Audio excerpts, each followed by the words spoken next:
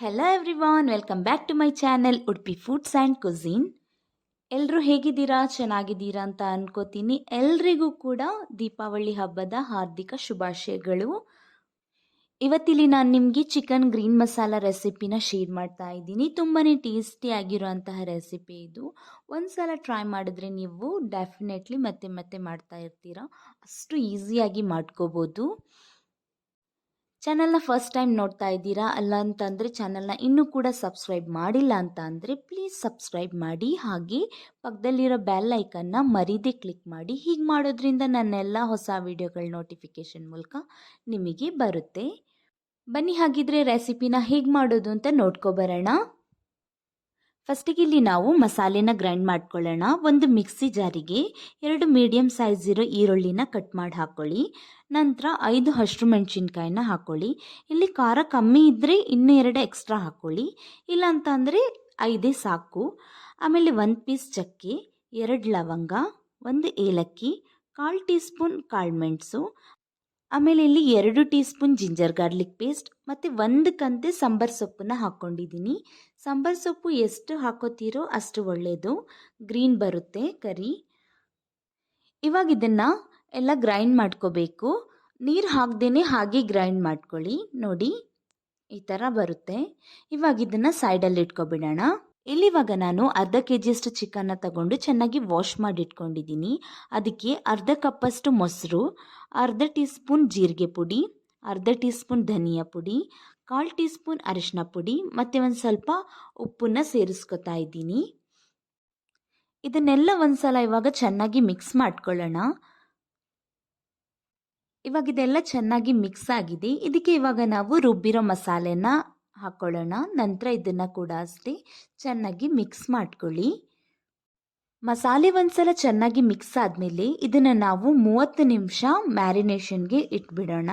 Minimum 30 ನಿಮಿಷನಾದರೂ ಇಟ್ಕೋಬೇಕು, maximum ಎಷ್ಟು ಬೇಕಾದರೂ ಇಟ್ಕೊಳ್ಳಿ. ಬಟ್ ಒಂದು ನೆನಪಿರಲಿ, ಜಾಸ್ತಿ ಹೊತ್ತು ಮ್ಯಾರಿನೇಟ್ ಮಾಡ್ತಾ ಇದ್ದೀರಾ ಅಂತ ಅಂದರೆ ಪ್ಲೀಸ್ ಫ್ರಿಜ್ಜಲ್ಲಿ ಇಟ್ಬಿಡಿ, ಹೊರಗಡೆ ಇಡೋಕ್ಕೆ ಹೋಗಬೇಡಿ. ಇಲ್ಲಿ ಇವಾಗ 30 ಮಿನಿಟ್ಸ್ ಆಗಿದೆ. ಚಿಕನ್ ಕೂಡ ಚೆನ್ನಾಗಿ ಮ್ಯಾರಿನೇಟ್ ಆಗಿದೆ. ಇವಾಗ ಒಂದು ಸ್ಟವ್ ಮೇಲೆ ನಾವು ಪಾತ್ರೆನ ಇಟ್ಕೊಂಡು ಫ್ರೈಗೆ ಬೇಕಾಗಿರೋಷ್ಟು ಎಣ್ಣೆನ ಆ್ಯಡ್ ಮಾಡ್ಕೋತಾ ಇದ್ದೀನಿ. ಇವಾಗ ಎಣ್ಣೆ ಚೆನ್ನಾಗಿ ಬಿಸಿಯಾಗಲಿ. ಇವಾಗ ಇಲ್ಲಿ ಎಣ್ಣೆ ಚೆನ್ನಾಗಿ ಬಿಸಿಯಾಗಿದೆ. ಇದಕ್ಕೆ ನಾವು ಮ್ಯಾರಿನೇಟ್ ಮಾಡ್ಕೊಂಡಿದ್ದಂತಹ ಚಿಕನ್ನ ಆ್ಯಡ್ ಮಾಡ್ಕೊಳ್ಳೋಣ. ನಂತರ ಇವಾಗ ಚಿಕನ್ನ ಚೆನ್ನಾಗಿ ಎಣ್ಣೆಯಲ್ಲಿ ಫ್ರೈ ಮಾಡ್ತಾ ಬನ್ನಿ. ಒಂದು 2-3 ನಿಮಿಷ ಇದು ಇದೇ ರೀತಿ ಫ್ರೈ ಆಗಲಿ. ಇಲ್ಲಿ ಇವಾಗ ನೋಡಿ ನೀವು, ನಾನು ಇದನ್ನು ಒಂದು 5 ನಿಮಿಷ ಹಾಗೆ ಬೇಯಕ್ಕೆ ಬಿಟ್ಟಿದ್ದೆ. ಇವಾಗ ಇದು ಚೆನ್ನಾಗಿ ಫ್ರೈ ಆಗಿದೆ.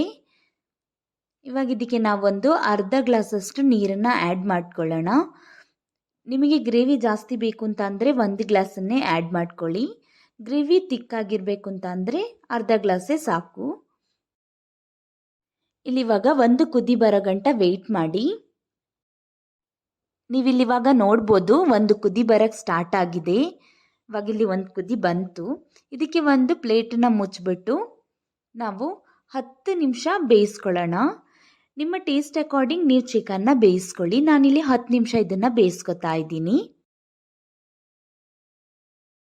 ಇಲ್ಲಿವಾಗ 10 ನಿಮಿಷ ಆಗಿದೆ. ನಾನು ಮುಚ್ಚಳನ ಓಪನ್ ಮಾಡಿ ನೋಡ್ತಾ ಇದ್ದೀನಿ. ನೋಡಿ, ಗ್ರೇವಿ ಕೂಡ ಕರೆಕ್ಟಾಗಿ ಬಂದಿದೆ ಮತ್ತು ಚಿಕನ್ ಕೂಡ ನನ್ನ ಟೇಸ್ಟ್ ಅಕಾರ್ಡಿಂಗ್ ಕರೆಕ್ಟಾಗಿ ಬೆಂದಿದೆ ಕೂಡ. ನೀವು ನಿಮ್ಮ ಟೇಸ್ಟ್ ಅಕಾರ್ಡಿಂಗ್ ಚಿಕನ್ನ ಬೇಯಿಸ್ಕೊಳ್ಳಿ. ನೋಡಿ, ಇಷ್ಟಿರ್ಬೇಕಾದ್ರೆ ನಾನು ಫ್ಲೇಮ್ನ ಆಫ್ ಮಾಡ್ಕೋತಾ ಇದ್ದೀನಿ. ಯಾಕಂತಂದರೆ ತಣ್ಣಗಾದ್ಮೇಲೆ ಗ್ರೇವಿ ಮತ್ತೆ ತಿಕ್ಕಾಗುತ್ತೆ. ಅದಕ್ಕೋಸ್ಕರ ಇಷ್ಟಿರ್ಬೇಕಾದ್ರೆ ನಾನು ಫ್ಲೇಮ್ನ ಆಫ್ ಮಾಡ್ಕೊಂಡಿದ್ದೀನಿ. ನೋಡಿದ್ರಲ್ಲ ಫ್ರೆಂಡ್ಸ್, ಈಸಿಯಾಗಿ ಮತ್ತು ಸಿಂಪಲ್ಲಾಗಿ ಟೊಮ್ಯಾಟೊ ಏನು ಹಾಕ್ದೇನೆ ಚಿಕನ್ ಮಸಾಲಾನ ಹೇಗೆ ಮಾಡೋದು ಅಂತ ನೀವು ಕೂಡ ಮಾಡಿ ಮತ್ತು ನನಗೆ ಕಮೆಂಟ್ ಮೂಲಕ ತಿಳಿಸಿ. ಐ ಹೋಪ್ ರೆಸಿಪಿ ಇಷ್ಟ ಆಗಿದೆ ಅಂತ ಅನ್ಕೋತೀನಿ. ಇಷ್ಟ ಆಗಿದ್ರೆ ಒಂದು ಲೈಕ್ ಮಾಡಿ ಮತ್ತು ಚಾನಲ್ನ ಸಬ್ಸ್ಕ್ರೈಬ್ ಮಾಡೋದನ್ನು ಮರಿಬೇಡಿ. ಮತ್ತು ನಿಮ್ಮ ಫ್ಯಾಮಿಲಿ ಫ್ರೆಂಡ್ಸ್ಗೆ ಎಲ್ಲ ಶೇರ್ ಮಾಡಿ ಮತ್ತು ಹೀಗೆ ಸಪೋರ್ಟ್ ಮಾಡ್ತಾ ಇರಿ. Thank you for watching.